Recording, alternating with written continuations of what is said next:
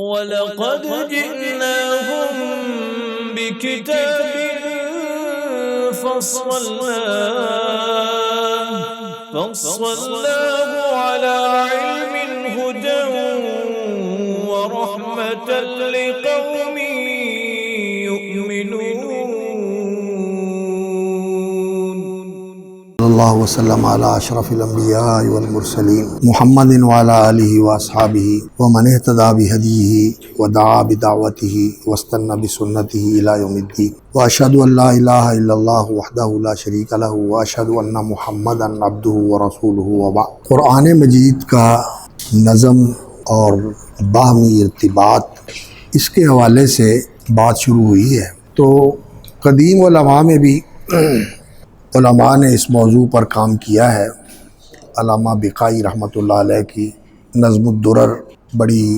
مبسوط تفسیر ہے، ضخیم، اور وہ خاصا اہتمام کرتے ہیں اس نظم کو بیان کرنے کے لیے. امام راضی بھی تفسیر کبیر میں اس کا اہتمام کرتے ہیں، اور ایک اور بھی عالم ہیں علامہ محائمی، انہوں نے بھی اس پر کام کیا ہے. یہ ساری کوششیں اپنی جگہ پر قابل قدر ہیں، لیکن ان کوششوں کے اندر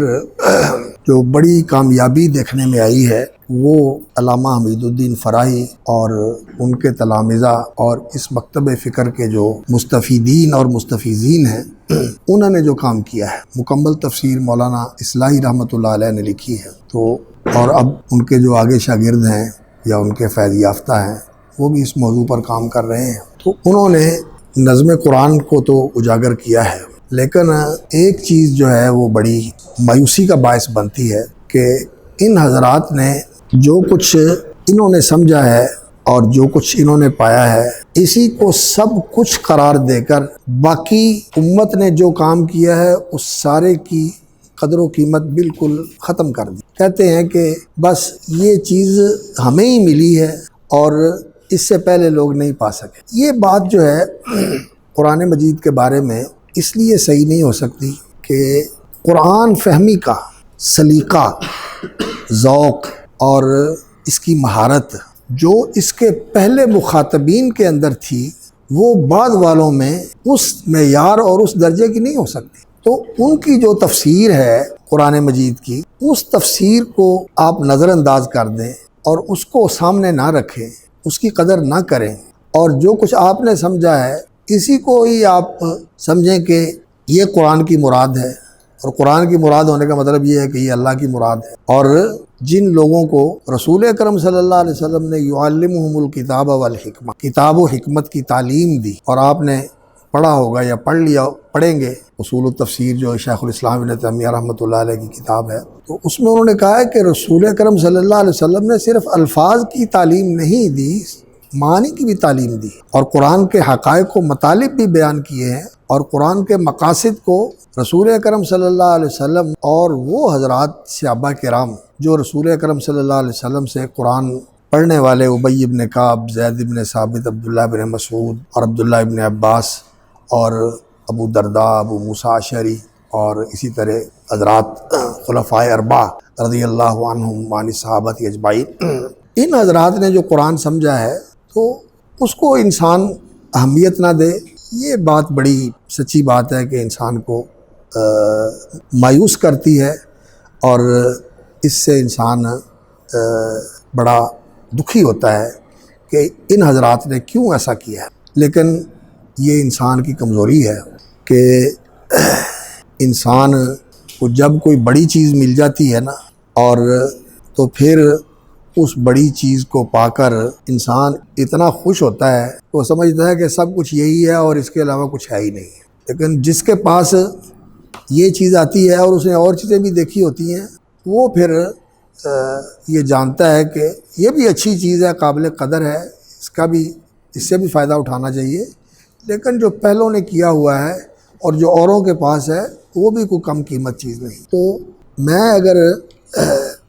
اپنے عزیزوں کو توجہ دلاتا ہوں کہ نظم قرآن کے اوپر توجہ دینی چاہیے اور اس کو سمجھنا چاہیے، تو اس کی ایک وجہ تو یہ ہے کہ اس سے قرآن مجید کے اندر انسان کو جب اس نظم کا اندازہ ہوتا ہے نا، تو ایک خاص لذت محسوس ہوتی ہے قرآن کی تلاوت میں، فہم قرآن میں، اور قرآن کے معانی کے اندر بھی باہم بڑا ارتباط و اتساق نظر آتا ہے کہ یہ بڑے تنسیق کے ساتھ جو ہے وہ جڑے ہوئے ہیں، اور اس طرح آیات کے معنی کو سمجھنے میں انسان کو آسانی ہوتی ہے۔ لیکن یہ معنی نہیں ہے کہ اس سے جو معنی نکل رہا ہے وہ حرف آخر ہے اور اس کے علاوہ اور کوئی معنی نہیں ہے۔ قرآن مجید ایسی کتاب ہے کہ اس کے اندر جو دلالات ہیں، جو اشارات ہیں، اور جو اس کے اندر اللہ رب العزت نے اسرار رکھے ہوئے ہیں، یہ جیسے جیسے انسان غور کرتا ہے اور اس کی مختلف پہلوؤں کے اوپر ترکیز کرتا ہے تو نئی نئی چیزیں سامنے آتی ہیں، نئی نئی چیزیں سامنے آتی ہیں۔ لیکن ایسی نہیں ہونی چاہیے جو ایک دوسرے کا نقض کرے، یعنی جو صحابہ نے سمجھا یا رسول اکرم صلی اللہ علیہ وسلم نے سمجھا اس کا نقض ہوتا ہو اگر کسی چیز سے تو پھر وہ قابل قبول نہیں ہے۔ جو اس کے ساتھ ضد کی حیثیت رکھتی ہو، نقض کی حیثیت رکھتی ہو، اس کو ختم کرنے والی ہو، توڑنے والی ہو، وہ قابل قبول نہیں۔ ہاں اگر اس کے ساتھ جڑتی ہے، اس کے ساتھ اس کا کوئی بنتا ہے لگاؤ اور اس کے ساتھ میل جوڑ اس کا ہوتا ہے تو وہ قابل قبول ہے، اور نئی سے نئی چیزیں نکلتی رہتی ہیں۔ تو بعض اوقات تو یہ بہت اچھے طریقے سے آیت کا معنی متعین کرتے ہیں اور انسان کو محسوس ہوتا ہے کہ یہ بڑا ایک اس کے اندر جو ہے نا نظم کے اندر اعجاز کا پہلو ظاہر ہو گیا ہے، لیکن دوسروں کی نفی کرنا یہ صحیح نہیں ہوتا۔ یہ ہمارا اکثر طبقات کا یہ ایک کمزوری کا پہلو ہے کہ جس کے پاس جو چیز ہے وہ اسی کو سب کچھ سمجھتا ہے اور دوسروں کی نفی کر دیتا ہے۔ فقہا کے ہاں بھی یہ ہے، انہوں نے محدثین کی نفی کر دی۔ محدثین کے ہاں بھی یہ ہے کہ انہوں نے فقاہت کی نفی کر دی، انہوں نے متون جمع کرنے کو ہی سب کچھ سمجھا۔ جو قلوب اعمال القلوب کے اوپر محنت کرنے والے لوگ تھے انہوں نے اس عمل القلوب جو ہے اس کو ہی سب کچھ سمجھا اور انہوں نے ظاہر کی نفی کر دی، اور ظاہر کے اوپر توجہ دینے والوں نے اس باطن کی نفی کر دی۔ یہ انسانی کمزوری ہے، یہ ہے۔ لیکن کمال کس کے اندر ہے؟ کمال جامعیت کے اندر ہے۔ کمال جامعیت کے اندر ہے کہ انسان ان سارے پہلوؤں کو جمع کرے، ان ساری چیزوں کو اکٹھا کرے، اور جیسے جیسے یہ چیزیں دین کا حصہ ہیں ان کو اسی درجے میں رکھ کر دین پورے کا پورا جو ہے ادخلوا فی السلم کافہ کا جو حکم ہے، ظاہری اعتبار سے بھی اور باطنی اعتبار سے بھی، اور حقائق و معارف، مقاصد اور لطائف اور یہ جتنی چیزیں ہیں ان سب میں سے انسان کو حصہ لینا چاہیے اور حظ حاصل کرنا چاہیے، اور کسی سے بھی محروم نہ رہے آدمی، یہ بڑی اچھی بات ہے۔ اور جس کی جو چیز ہو وہ آدمی پرکھے دیکھے اور پھر سوچ سمجھ کر قرآنہ طریقے پر نہیں، یعنی اندھی تقلید کے ساتھ نہیں کہ اس نے کہہ دیا اور اب اس کی بات کو جو ہے نا وہ میں نے سب سے اوپر رکھنا ہے۔ جیسا کہ عام طور پر جو کسی کے متاثر اور اس کے حلقہ بگوش ہوتے ہیں، کسی سے متاثر اور اس کے حلقہ بگوش ہوتے ہیں، جیسا وہ کرتے ہیں کہ جب اس کی بات آ جائے تو پھر کہتے ہیں کہ آج تک کسی کو پتہ ہی نہیں تھا۔ عام طور پر ایسا ہی ہے کہ جس حلقے کے اندر کسی آدمی کا اثر ہوتا ہے تو پھر مصر میں لوگ کہتے تھے کہ سید قطب نے جو قرآن کی تفسیر لکھی، جب پڑھا کرتے تھے ہمارے کئی دوست جو مصری تھے یا کوئی اور دوسرے علاقوں سے تعلق رکھتے تھے، بڑا چرچا تھا اس وقت ان کی تفسیر کا، اور ہے بھی وہ بڑی پرتاثیر تفسیر ہے وہ فی ظلال القرآن۔ تو وہ کہتے تھے کہ جو انہوں نے قرآن سمجھا وہ آج تک کسی نے سمجھا ہی نہیں ہے۔ مودودی صاحب کے متعلق بھی لوگوں کا یہی خیال ہے کہ جو انہوں نے قرآن کا فہم اور تفہیم کا اہتمام کیا ہے وہ امت کے اندر کسی نے نہیں کیا۔ اور اسی طرح یہ بھی جو فراہی مکتب فکر کے لوگ ہیں کہتے ہیں انہوں نے جو قرآن مجید کی تفسیر کی ہے خود بھی وہ اس کا اظہار کرتے ہیں کہ میں نے جو سمجھا ہے یہ بہت اعلیٰ درجے کی چیز ہے۔ لیکن یہ چیز جو ہے نا یہ انسان کو بہت ساری خیر سے محروم کر دیتی ہے، اور خاص طور پر فہم قرآن کے لیے جو سب سے زیادہ اساسی اور سب سے زیادہ اہم اور معتبر فہم ہے وہ صحابہ اور تابعین کا ہے، جو رسول اکرم صلی اللہ علیہ وسلم نے تعریف فرمائی ہے کہ خیر الناس قرنی، اور آپ صلی اللہ علیہ وسلم نے صحابہ کا ذکر فرمایا اور ان کی تعریف فرمائی، اور پھر تابعین کی، اور پھر اتباع التابعین کی، اور بعض روایات میں تبع الاتباع تک اس سلسلے کو آپ صلی اللہ علیہ وسلم نے وسعت دی ہے۔ تو ان لوگوں کی تفسیر کو زیادہ اہمیت دینی چاہیے اور اس کو پیش نگاہ رکھنا چاہیے۔ تو یہ ایک بات اس لیے میں نے عرض کر دی ہے دفع دخل مقدر کے لیے، یعنی جو چیز ذہن میں آتی ہے کہ اگر اس چیز کو پیش کیا جا رہا ہے تو پھر یہ سارا کچھ ہی ٹھیک ہے، اور اگر یہ سارا کچھ ٹھیک ہے تو پھر اس میں تو بعض کمزوریاں بھی ہیں، اور اس کی وجہ سے ہمارے بعض علماء نے اس چیز سے بالکل برات کا اظہار کر کے وہ کہتے ہیں کہ یہ دیکھنی پڑھنی ہی نہیں چاہیے تفسیریں، ان سے فائدہ ہی نہیں اٹھانا چاہیے، ان کے اندر جو ہے نا وہ سوائے زیغ و ضلال کے اور کچھ ہے ہی نہیں۔ یہ دونوں راستے غلط ہیں، یہ دونوں راستے غلط ہیں، نہ تو کلی تصویب ہے اور نہ ہی کلی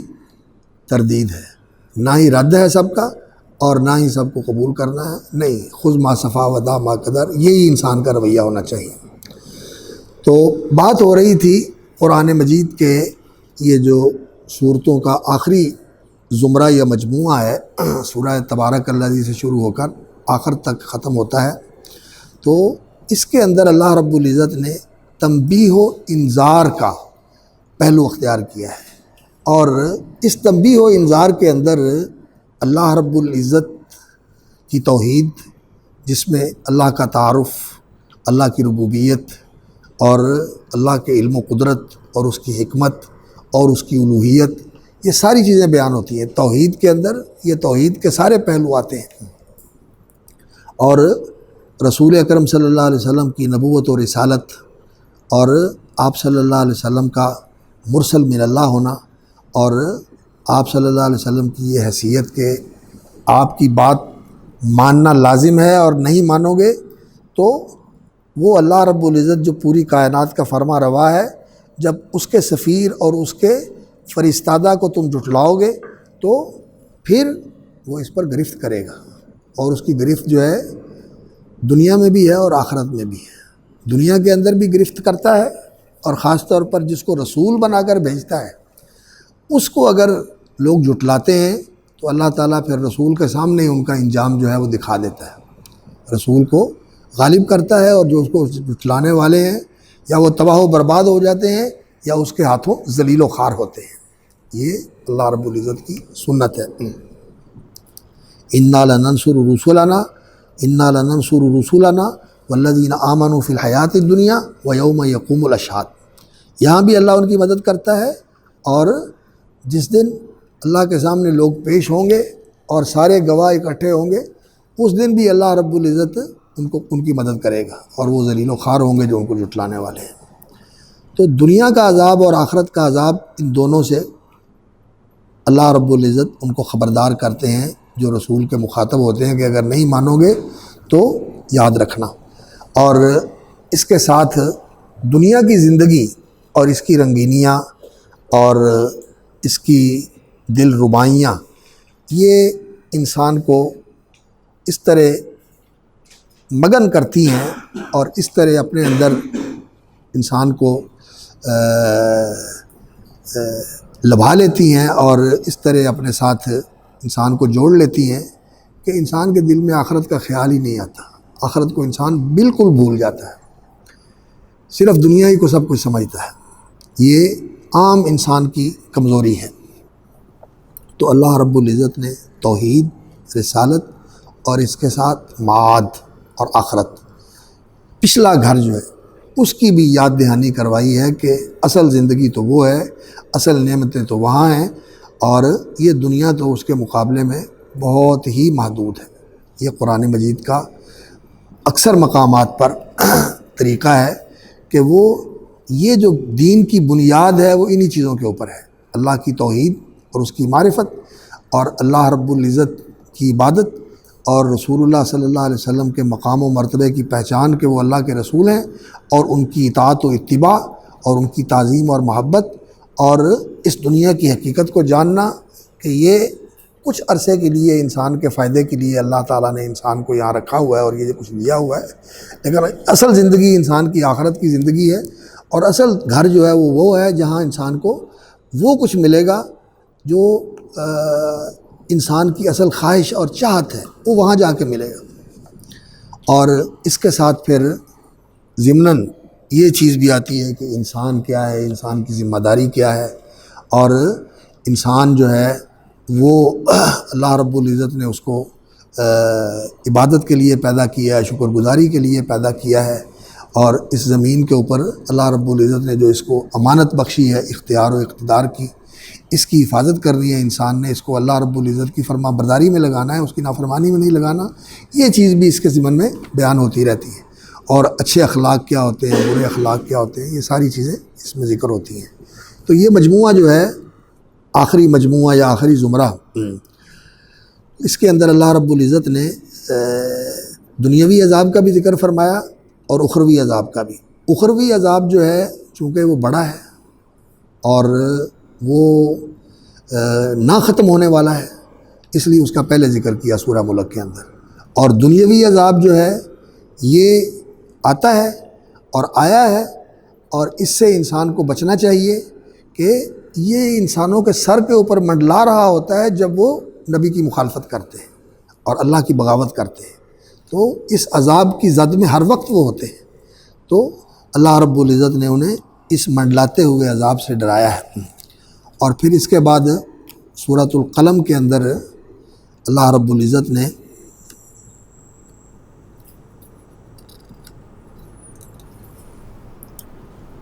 رسول اکرم صلی اللہ علیہ وسلم کو تسلی دلائی ہے کہ آپ کے بارے میں جو ان لوگوں کا پروپیگنڈا ہے، کوئی آپ کو مجنون اور دیوانہ کہتا ہے، کوئی آپ کو جادو زدہ کہتا ہے، کوئی آپ کو شاعر اور کاہن کہتا ہے، تو یہ جو پروپیگنڈا کرتے ہیں اللہ رب العزت نے اس صورت کے اندر، یہ سورہ ملک کی جڑواں صورت ہے، نون والقلم وما یسطرون، قلم اور جو کچھ وہ لکھتے ہیں، اس کی قسم کھائی ہے، اور اللہ رب العزت جس چیز کی قسم کھاتے ہیں اس کی عظمت کا اظہار بھی مقصود ہوتا ہے کہ یہ بڑی عظیم چیز ہے، اور اس کو گواہ بھی بنانا مقصود ہوتا ہے، وہ گواہی بھی دیتا ہے آگے اس مقسم علیہ پر جو کہ قسم کے بعد مذکور ہوتا ہے۔ تو قلم یہ اللہ کی مخلوقات میں سب سے پہلی چیز ہے جو اللہ نے پیدا فرمائی، اول ما خلق اللہ القلم، اور اس سے اللہ رب العزت نے اس کائنات کے اندر جو کچھ ہونے والا ہے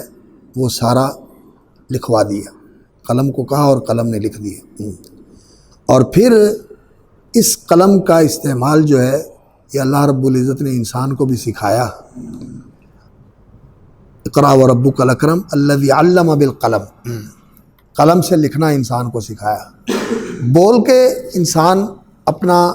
ما فی الضمیر ظاہر کرتا ہے، لیکن جب اس کو لکھ دیتا ہے تو پھر وہ محفوظ ہو جاتا ہے، اور یہ لکھنا پتھر کی تختیوں پر بھی تھا، پتھر کی چٹانوں پر بھی تھا، لکڑی کے تختوں پر بھی تھا، اور چمڑے کی جھلیوں پر بھی تھا، اور پھر جب انسان نے درخت کی چھالوں پر لکھا یا پتوں پر لکھا یا ہڈیوں کے شانے کی ہڈیوں پر لکھا، تو یہ سارے جو چیزیں تھیں جن کے اوپر قلم کا استعمال کیا گیا، وما یسطرون، اور جو وہ لکھتے ہیں۔ تو انسان نے دو چیزیں لکھی ہیں، ایک تو تاریخ لکھی ہے اور اپنے مشاہدات اور تجربات لکھے ہیں، اور دوسرا انسان نے مذہبی تعلیمات لکھی ہیں۔ اللہ رب العزت نے نبیوں کو یہ تعلیمات جو دی تھی، عام طور پر تو زبانی تعلیمات ہوتی تھی، لیکن تورات جو ہے یہ لکھی ہوئی دی گئی، وَكَتَبْنَا لَهُ فِي الْأَلْوَاحِ مِنْ كُلِّ شَيْءٍ، تو تورات میں لکھی ہوئی اللہ رب العزت نے عطا فرمائی، وہ ان کے پاس موجود تھی، اور پھر یہ لکھنے کا رواج عام ہوا، اور بعد میں جو انبیاء کو صحیفے عطا ہوئے یا ان کی جو تعلیمات تھی یہ لوگوں نے لکھی۔ تو تاریخ بھی جو لوگ لکھتے ہیں اور مذہبی تعلیمات بھی جو لکھی گئیں، اور اس قلم کا استعمال جو ہے یہ اس بات کی گواہی دیتا ہے، یعنی رسول اکرم صلی اللہ علیہ وسلم کی شخصیت اور آپ صلی اللہ علیہ وسلم کی سیرت اور آپ کا کردار جو لوگوں کے سامنے ہے، وہ کیسا کردار ہے؟ اگر انسانی تاریخ میں دیکھا جائے تو اس طرح کا جو کردار ہوتا ہے وہ ایسا نہیں ہوتا کہ اللہ رب العزت اس کردار کو دنیا کے اندر ناکام کر دے، بلکہ وہ ہمیشہ کامیاب ہوتا ہے۔ اور پھر اس سے بڑھ کر جو مذہبی تعلیمات ہیں، تورات ہے، انجیل ہے، یہ دوسرے صحیفے ہیں نبیوں کے جو کتاب مقدس کی شکل میں لوگوں کے پاس موجود ہیں، ان کے اندر نبی صلی اللہ علیہ وسلم کے بارے میں بشارتیں موجود ہیں۔ تو تاریخ بھی اس بات کی گواہی دیتی ہے اور مذہبی تعلیمات بھی اس بات کی گواہی دیتے ہیں کہ ما انت بنعمت ربک بمجنون، آپ اللہ کے فضل سے دیوانے نہیں۔ جو دیوانہ ہوتا ہے وہ تو ایسی بات نہیں کرتا اور اس کا ایسا اخلاق اور رویہ نہیں ہوتا جیسا آپ صلی اللہ علیہ وسلم کا ہے۔ تو اصل میں مکے کے لوگ رسول اکرم صلی اللہ علیہ وسلم جب ان کی خیرخواہی کے طور پر ان کو یہ بار بار ڈراتے تھے کہ دیکھو مجھے جھٹلا رہے ہو، اللہ کا عذاب سر پہ کھڑا ہے، اور میں انی نذیر لکم بین یدی عذاب شدید، میں سخت عذاب سے تمہیں ڈرانے کے لیے آیا ہوں، اور میں انی انا النذیر العریان،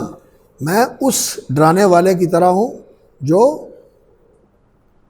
اپنا کپڑا پھاڑ کر جو ہے لوگوں کو خبردار کرتا ہے کہ دیکھو دشمن آ رہا ہے اور وہ تمہاری تباہی کے لیے آ رہا ہے، اپنا تحفظ کا سامان کر لو، اپنے آپ کو بچا لو۔ تو رسول اکرم صلی اللہ علیہ وسلم جس عذاب سے ڈراتے تھے اس کے کوئی آثار دکھائی نہیں دیتے۔ ان کو یہ لگتا ہے کہ زندگی کا نظام بالکل ٹھیک چل رہا ہے اور سارا کچھ ہمیں مل رہا ہے۔ تو اللہ کے رسول صلی اللہ علیہ وسلم جو یہ کر رہے ہیں یہ شاید کوئی ان کے دماغ کا خلل ہے کہ ایک چیز جو ہے وہ ان کے دماغ میں سمائی ہوئی ہے اور بار بار اسی کو دہرائے جا رہے ہیں، یا کسی نے جادو کر دیا اور اس جادو کی وجہ سے آپ کے اوپر یہ اثر ہو گیا ہے۔ تو وہ لوگوں کو یہ باور کراتے تھے کہ نعوذ باللہ رسول اکرم صلی اللہ علیہ وسلم پر دیوانگی کا اثر ہے، حالانکہ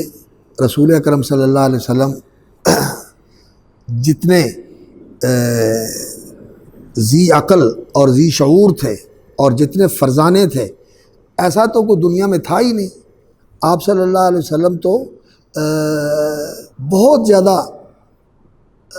عقل، زیرک اور فہم و فراست سے مالا مال تھے۔ تو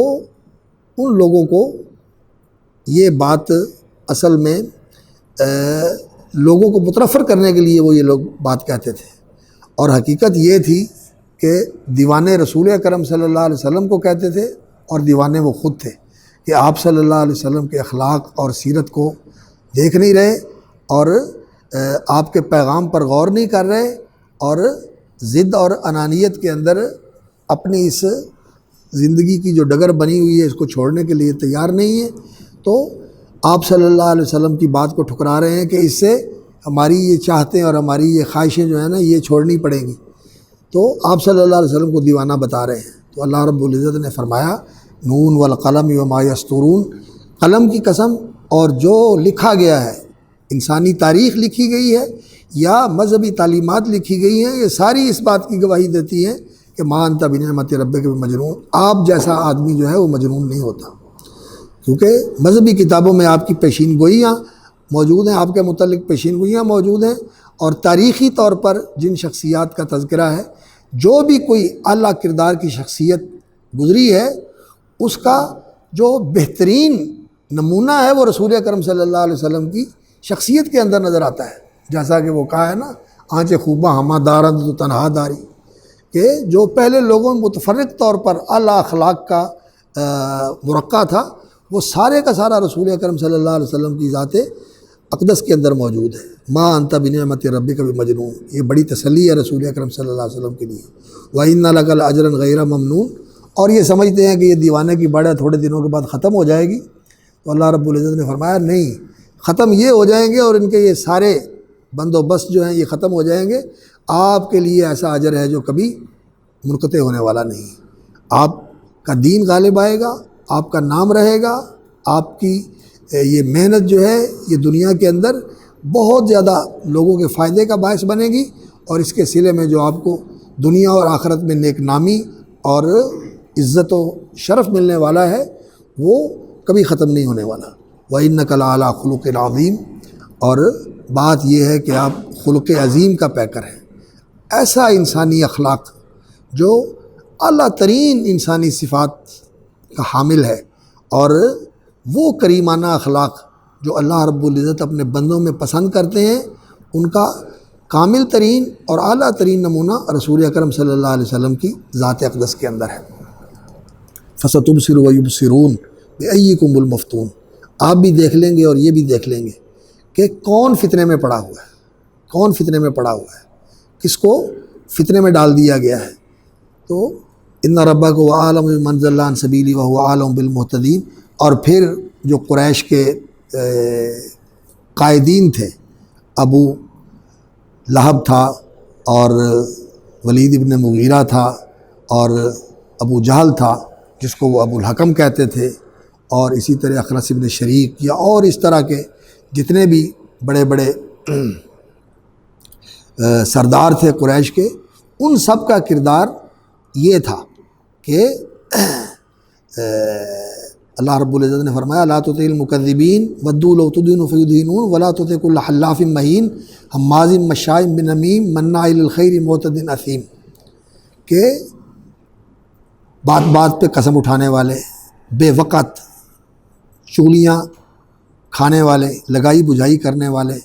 اور تنقیص اور تحقیر کے لیے اشارے بازی کرنے والے۔ حمز کا معنی یہ ہوتا ہے اشارے بازی کرنا، تانے دینا، اور مشائم بنمیم چغلی کھانا، مناع للخیر خیر کو روکنے والے، یعنی کسی کے کام نہیں آتے بلکہ لوگوں سے لوٹنے والے اور لوگوں سے چھیننے والے ہوتے ہیں، اور زیادتی کرنے والے ہوتے ہیں لوگوں کے حقوق کے اوپر، اور مجرم ہوتے ہیں، اتلن اجڈ اور سرکش ہوتے ہیں، بعد ذالک کا زنیم، اور پھر وہ اس قوم کے اندر میں سے بھی نہیں ہے بلکہ باہر سے آ کے اس کے اندر داخل ہوئے ہیں، اور انہوں نے اپنا نسب اونچا کرنے کے لیے اپنے آپ کو ان کے اندر شامل کر لیا ہے۔ قریش کا نسب پورے عرب کے اندر سب سے اونچا سمجھا جاتا تھا، تو لوگ اپنے آپ کو آ کر ان کے ساتھ شامل کر لیتے تھے کہ ہم بھی ان کے ساتھ تعلق رکھتے ہیں۔ تو یہ ان کی حقارت اور ان کی ذہنی پستی کا ذکر فرمایا، اور اللہ رب العزت نے ان کو جو مال و دولت دیا ہوا ہے تو اس کا ذکر فرمایا کہ یہ لوگ اس کی مال و دولت کو پا کر شکر کرنے کی بجائے ناشکری کے اوپر اترے ہوئے ہیں، اور جب قرآن کی آیتیں ان کو پڑھ کے سنائی جاتی ہیں تو یہ کہتے ہیں کہ یہ پرانوں کے افسانے اور ان کی کہانیاں سنا رہے ہیں۔ سنسیم علی الخرطوم، یہ جو ناک کو اونچا کرنے کے لیے یہ اس طرح نبی صلی اللہ علیہ وسلم کی تکذیب کر کے اور آپ کے پیچھے چلنے کے لیے تیار نہیں ہیں، اور کہتے ہیں کہ ہم ہی سب سے اونچے ہوں اور ہمارے پیچھے ہی لوگ لگے، ناک اونچی کرتے ہیں۔ اس ناک کو اللہ رب العزت نے فرمایا ہم خرطوم بنا دیں گے، سونڈ بنا دیں گے، اس ناک کو ناکڑا بنا دیں گے۔ انا بلوناہم کما بلونا اصحاب الجنت اذ اقسموا لیصرموا النار مصبحین، یہ دنیا کے عذاب کی مثال دے دی اللہ رب العزت۔ اب یہ کردار جو ہے یہاں جو ذکر کیا گیا ہے یہ کوئی ایک جگہ نہیں، یہ کردار قرآن مجید کے اندر جو اس طرح کی تمثیلیں ہوتی ہیں کوئی ایک متعین مثال جو ہے وہ سامنے نہیں ہوتی، بلکہ یہ کردار سامنے ہوتا ہے جو اکثر پیش آتا ہے کہ کوئی بڑا جو ہے وہ کوئی اچھا کام کرتا ہوتا ہے، جب بڑے جو ہیں وہ چلے جاتے ہیں اور ناخلف ان کی جگہ پر آ جاتے ہیں تو وہ کہتے ہیں کہ سارے سلسلے بند کر دو، اب یہ ہمارے لیے ہی ہے، اور پھر اللہ رب العزت ان ناخلفوں کو ایسی سزا دیتا ہے کہ جو ان کو بڑوں سے ملا ہوتا ہے اس سے محروم ہو جاتے ہیں، اس سے محروم ہو جاتے ہیں۔ تو یہ کسی ایک جگہ کا متعین واقعہ ہو، یہ ایک واقعہ نہیں ہے، اس طرح کے بے شمار واقعات انسانی زندگی کے اندر پیش آتے ہیں، تو یہ ایک مثل بن جاتی ہے۔ تو اللہ رب العزت نے اسی طرح یہ مثال بیان فرمائی کہ ان کا بھی اسی طرح امتحان ہوا ہے۔ یہاں رسول اکرم صلی اللہ علیہ وسلم آئے ہیں اور یہ مکے کے رہنے والے ہیں، حرمن آمینہ یجبا الیہ ثمرات کل شیء، اور یہ پورے عرب کے اندر جہاں کوئی قانون نہیں اور کوئی معمون نہیں، یعنی کوئی ضابطہ نہیں، بادشاہ کوئی نہیں ہے اور کسی کو امن نہیں ہے، ہر ایک ہر وقت خطرے کے اندر ہوتا ہے، لیکن ان کے لیے پورے عرب کے اندر امن ہے۔ یمن میں چلے جائیں، ادھر نجد میں چلے جائیں، شام کی طرف چلے جائیں، جہاں چلے جائیں، مکے کے مجاور ہیں بیت اللہ کے، ان کے لیے امن ہی امن ہے۔ تو یہ سارا کچھ ان کو اللہ رب العزت نے عطا کیا ہوا ہے، اور پھر یہ اس کی قدر نہیں کر رہے، رسول اکرم صلی اللہ علیہ وسلم کی مخالفت کر رہے ہیں، تو پھر ان کے اوپر بھی ایسا عذاب آئے گا کہ یہ اس سے محروم ہو جائیں گے۔ پھر جب رسول اکرم صلی اللہ علیہ وسلم ہجرت کر کے مدینہ منورہ چلے گئے تو مکے والوں پر قحط بھی آیا اور بدر کے اندر ان پر عذاب بھی آیا کہ اللہ رب العزت نے ان کے سارے سرداروں کو جہنم رسید کر دیا، اور ان کی عزت جو تھی اور ان کی اکڑ ٹوٹ گئی، اور پھر اس کے بعد اللہ رب العزت نے دن بدن ان کو ناکامی دکھائی اور دین پھیلتا چلا گیا، اور جس طرح وہ عذاب والے، جس طرح وہ باغ والے اللہ کی نعمت سے محروم ہو گئے، اسی طرح یہ بھی ان نعمتوں سے محروم ہو گئے، اور دنیا کے اندر جو کچھ ان کو ملا ہوا تھا سب ختم ہو گیا۔ اور اس کے بعد پھر اللہ رب العزت نے اس صورت کے اندر یہ بتایا ہے کہ مسلم اور مجرم ایک جیسے نہیں ہو سکتے، اور یعنی کو فرما بردار ہو اور نافرمان ہو، دونوں دنیا میں اور آخرت میں ایک ہی جیسے ہوں، نہیں۔ اللہ رب العزت نے یہ بتایا کہ جو مسلمان ہے دنیا میں بھی اللہ رب العزت نے اس کے لیے حسنہ رکھی ہوئی ہے اور آخرت میں بھی اس کے لیے حسنہ رکھی ہوئی ہے، اور مجرم جو ہے اس کو دنیا میں بھی اس کے کیے کا اللہ مزہ چکھاتے ہیں، دنیا میں بھی اس کو سزا ملتی ہے، کبھی تو ظاہری سزا بھی ہوتی ہے، اور اکثر ایسا ہوتا ہے کہ اللہ رب العزت ان کو نفسیاتی سزا دیتے ہیں کہ ظاہر کے اطمینان اور ظاہر کی فراوانی کے باوجود وہ ذہنی طور پر ایسے عذاب کے اندر مبتلا ہوتے ہیں کہ اس عذاب کا علاج کرنے کے لیے وہ بڑے راستے تلاش کرتے ہیں، لیکن ان کو اس عذاب سے نجات نہیں ملتی۔ یہ شراب کے نشے، یہ ہیروئن کے نشے، یہ موسیقی اور یہ بدکاری اور یہ جنسی بے راروی، یہ سارے اس داخلی عذاب کو ختم کرنے کے راستے ہیں جو جس سے وہ بے چین ہوتے ہیں، لیکن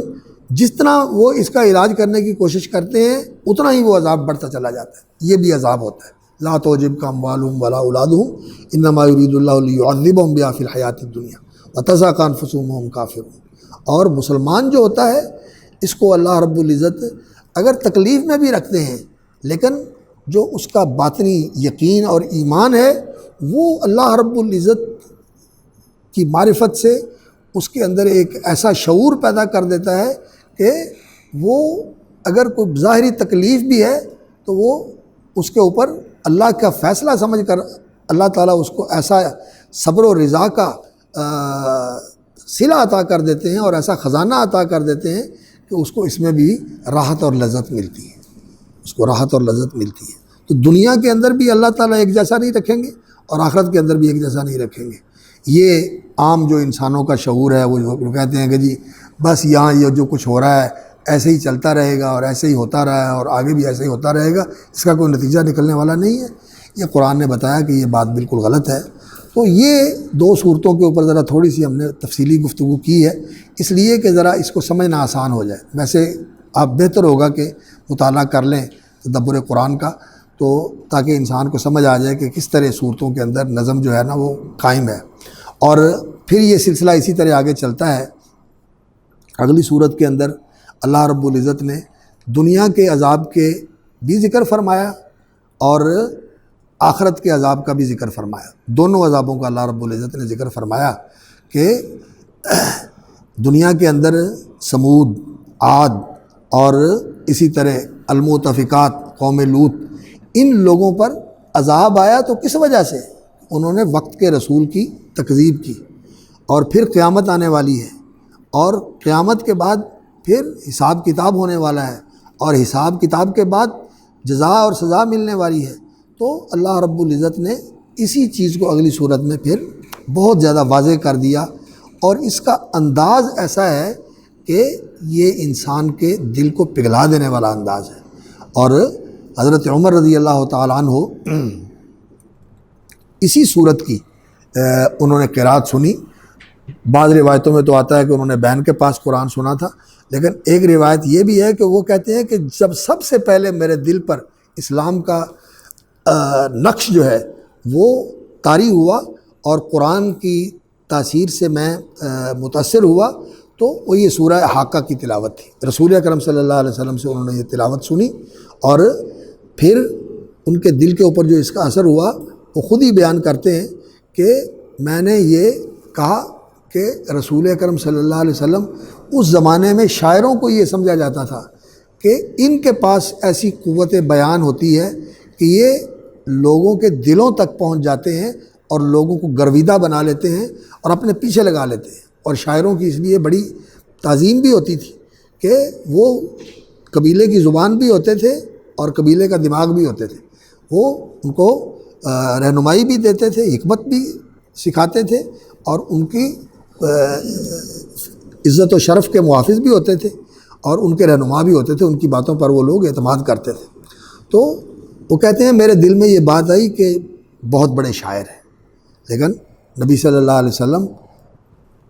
فلا اقسم بما تبصرون وما لا تبصرون انہ لقول رسول کریم، اللہ رب العزت نے فرمایا فلا اقسم بما تبصرون وما لا تبصرون، میں قسم کھاتا ہوں اور قسم کے طور پر پیش کرتا ہوں ما تبصرون وما لا تبصرون، ایسی چیزوں کو جو تم دیکھ رہے ہو اور جو تم نہیں دیکھ رہے۔ جو دیکھ رہے ہیں وہ تو انسانی تاریخ کے نشانات ہیں، یہ قوم عاد، قوم سمود اور قوم لوط کا وہ بحیرہ مردار جہاں سے یہ گزرتے تھے، وَإِنَّكُمْ لَتَمُرُّونَ عَلَيْهِم مُصْبِحِينَ وَبِاللَّيْلِ أَفَلَا تَعْقِلُونَ، یہ چیزیں تم دیکھ رہے ہو کھنڈرات، اور جو تم نہیں دیکھ رہے، یعنی بہت ساری ایسی چیزیں ہیں دنیا کے اندر جو ان کی رسائی میں نہیں تھی اور زمین کے نیچے دفن ہو گئی ہیں، آج وہ لوگ نکال کے اوپر لے کے آ رہے ہیں۔ اور دنیا کا ظاہری نظام جو انسان دیکھتا ہے یہ تو ٹھیک ہے، انسان کو نظر آتا ہے کہ اللہ رب العزت نے کس طرح اس نظام کو چلایا ہوا ہے، اور اس نظام کے پیچھے جو نظام کار فرما ہے جو اس کو کنٹرول کر رہا ہے وہ تو انسان کو نظر نہیں آتا۔ تو اللہ رب العزت نے فرمایا جو تم دیکھتے ہو وہ بھی اور جو تم نہیں دیکھتے وہ بھی، میں اس کو قسم کھا کے گواہ بنا کر پیش کرتا ہوں، انہ لقول رسول کریم وما ہوا بقول شاعر۔ حضرت عمر کہتے ہیں کہ میرے دل میں یہ آیا تھا کہ یہ شاعر ہے، تو آگے نفی ہوگی کہ یہ شاعر نہیں ہے، یہ قول رسول کریم ہے۔ تو پھر میرے دل میں آیا کہ انہوں نے میرے دل کی بات بوجھ لی، تو پھر آیا ولا بقول کاہن قلیلا ما تذکرون، تو پھر ہے کیا؟ تنزیل من رب العالمین۔ اور ولو تقول علینا بعض الاقاویل لاخذنا منہ بالیمین ثم لقطعنا منہ الوتین، ہم اس کو قوت سے پکڑیں اور اس کی رگ حیات کاٹ دیں۔ فما منکم من احد عنہ حاجزین وانہ لتذکرۃ للمتقین وانا لنعلم ان منکم مکذبین، ہم جانتے ہیں کہ تم میں ایسے ہیں جو اس کو جھٹلا رہے ہیں، وانہ لحسرۃ علی الکافرین، اور یہ تمہاری حسرت کا باعث بننے والا ہے۔ یہ کامیاب ہوگا اور لوگ اس کو قبول کریں گے، یہ غالب ہوگا، تم ناکام ہوگے، مغلوب ہو جاؤ گے، مٹ جاؤ گے، دنیا میں بھی تمہارے لیے حسرت کا باعث بنے گا، اور پھر آخرت میں جب اللہ رب العزت ان لوگوں کو نوازے گا اور تم کو عذاب ملے گا، پھر تمہاری حسرت جو ہے وہ بہت بڑھ جائے گی۔ وَإِنَّهُ لَحَقُّ الْيَقِينِ فَسَبِّحْ بِاسْمِ رَبِّكَ الْعَظِيمِ، اگلی صورت بھی ایسے ہی ہے، اور اس میں زیادہ تر جو ہے وہ آخرت کا ذکر ہوا ہے، آخرت میں جو کچھ آنے والا ہے اس کی اللہ نے یاد دہانی کروا کے انسان کو خبردار کیا ہے کہ وہ دن یاد کرو جس دن انسان اس قدر گھبرایا ہوا ہوگا کہ کوئی کسی کی خبر نہیں لے گا، کوئی کسی کے ساتھ نہیں ہوگا۔ آج کل تو لوگ ایک دوسرے کے پیچھے جان دینے کے لیے اور ایک دوسرے کی حمایت میں اندھے ہو کر اس کو بڑا یقین دلاتے ہیں کہ تم پرواہ نہ کرو، ہم تیرے ساتھ ہیں اور تیرے محافظ ہیں، دائیں بائیں تیرے آگے پیچھے تیرے ساتھ ہیں، تو پرواہ نہ کر۔ لیکن وہ دن ایسا آنے والا ہے کہ لا یسأل حمیم حمیما یبصرونہم یود المجرم لو یفتدی من عذاب یومئذ ببنیہ، اور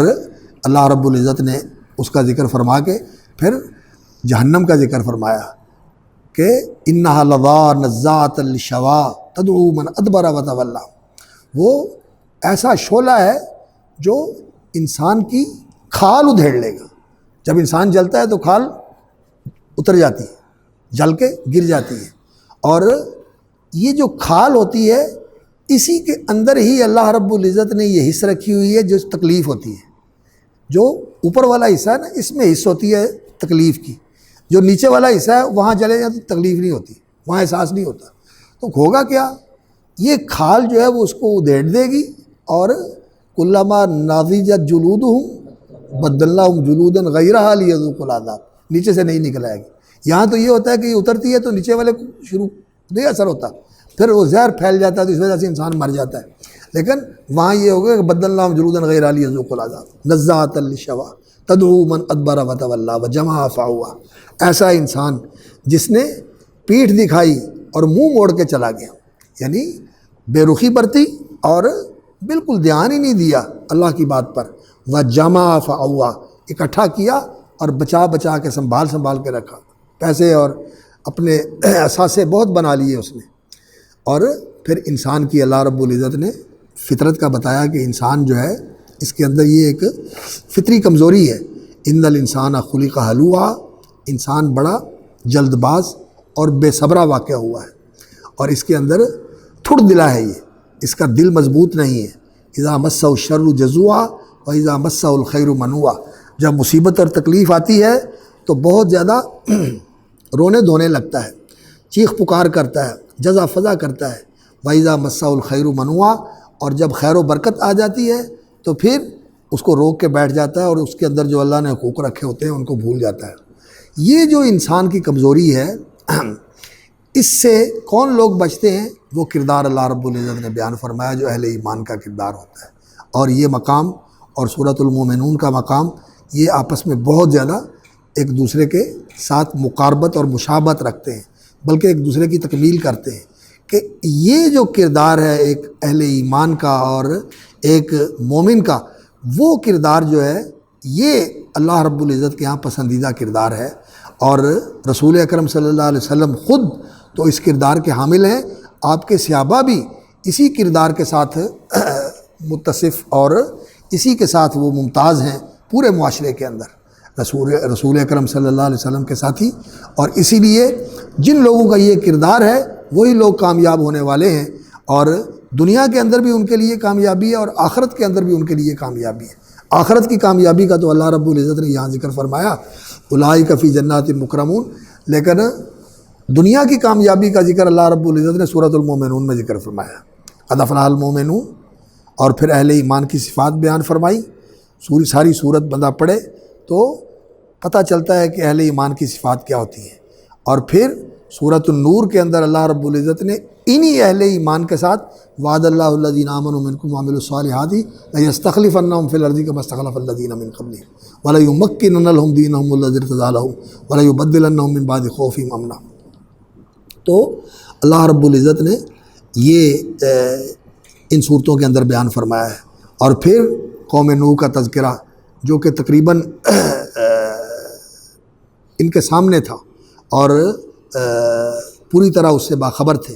کیونکہ نوح علیہ الصلوۃ والسلام کی اصل سرزمین عراق کی تھی، اور عراق اور یہ جزیرۃ العرب یہ سارا علاقہ ایک ہی ہے۔ تو نوح علیہ الصلوۃ والسلام کی دعوت کا ذکر فرمایا، اور پھر کس طرح انہوں نے دعوت دی اور کس طرح انہوں نے مخالفت کی، اور پھر اللہ رب العزت کا عذاب کیسے آیا۔ اور اس کے بعد پھر اللہ رب العزت نے سورۃ الجن کے اندر یہ فرمایا ہے کہ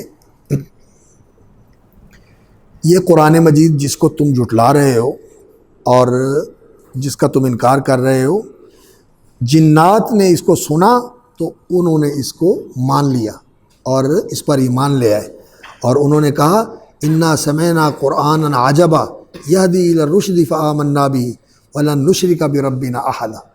تو یہ رسول اکرم صلی اللہ علیہ وسلم کے لیے بھی تسلی ہے اور کافروں کے لیے بھی اس میں انذار ہے۔ علامہ مناظر حسن گیلانی بڑے شاندار مصنف ہیں، تھے تو وہ صوفی اور حنفی، لیکن بہت چیزیں ان کی بہت اچھی بھی ہیں۔ تو ان کی کتاب ہے نبی الخاتم، بڑی پڑھنے والی کتاب ہے، اس میں انہوں نے رسول اکرم صلی اللہ علیہ وسلم کی سیرت کمال طریقے سے لکھی ہے، الفاظ کا شکوہ بھی بڑا ہے، اور سیرت کے اندر جو نا اتصال ہے نا کہ کس طرح نبی صلی اللہ علیہ وسلم کو اللہ رب العزت نے امتحانوں سے گزار کر بلندیوں پر پہنچایا ہے، تو اس میں انہوں نے ذکر کیا ہے کہ رسول اکرم صلی اللہ علیہ وسلم کی زندگی کے اندر یہ جو واقعات آئے ہیں یہ اصل میں آپ صلی اللہ علیہ وسلم کے ترقی اور رفعت کی منازل تھے۔ یہ امتحان جو تھے جیسے جیسے امتحان آتا گیا اس کے بعد آپ صلی اللہ علیہ وسلم کا درجہ بلند ہوتا گیا۔ تو مکے والوں نے جھٹلایا، طائف چلے گئے، طائف والوں نے جھٹلایا تو واپس آئے تو اللہ تعالیٰ نے جنات کو بھیج دیا۔ جنات نے آ کر نبی صلی اللہ علیہ وسلم پر ایمان کا اظہار کیا اور وہ آپ پر ایمان لے آئے، اور پھر اس کے بعد اللہ رب العزت نے نبی صلی اللہ علیہ وسلم کو معراج بخشا، اور معراج کے بعد پھر مدینے والے آ گئے، اور مدینے والے آئے تو پھر اللہ رب العزت نے پورے عرب کو نبی صلی اللہ علیہ وسلم کے سامنے سر نگوں کر دیا، زیر نگیں کر دیے۔ تو رسول اکرم صلی اللہ علیہ وسلم کو بھی اللہ رب العزت نے اس میں تسلی دلائی ہے کہ آپ گھبرائیں نہیں۔ اور پھر اس کے بعد یہ دو صورتیں ہیں، ان کے اوپر ہم ذرا تھوڑا سا توقف کریں گے کہ یہ ہم سب کے لیے نا ان میں بڑا درس ہے، سورۃ المزمل اور سورۃ المدثر۔ یہ ہمارے تربیتی حصے کا نا، اس کے اندر جو ہے نا بڑا اس کے ساتھ بہت زیادہ تعلق رکھنے والی چیز ہے۔ اس پر انشاءاللہ پھر اگلی مجلس میں نا بات کریں گے۔